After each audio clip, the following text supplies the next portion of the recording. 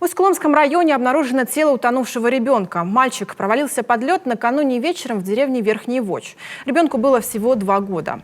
У реки он был вместе с родителями, которые набирали воду из проруби для бытовых нужд. Отец пытался спасти сына, но не смог. Этим утром тело малыша обнаружили водолазы с Паскоми. Оно будет направлено на судебно-медицинскую экспертизу.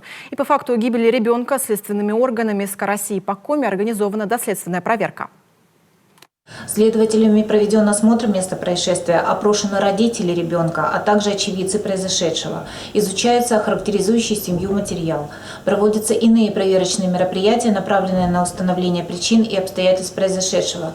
По результатам проверки в установленные сроки будет принято процессуальное решение. И, как сообщает Коминформ, злополучная полынья была местом притяжения для всех жителей населенного пункта. Люди ездили на реку за водой, преодолевая расстояние около километра. На момент трагедии лед на реке был достаточно крепким, но из-за течения в некоторых местах образовывались промоины. Сама река имеет играющую глубину от 1 до 2 метров. В одном из таких мест люди приноровились набирать воду. Чтобы это сделать, местным жителям приходилось выходить на лед.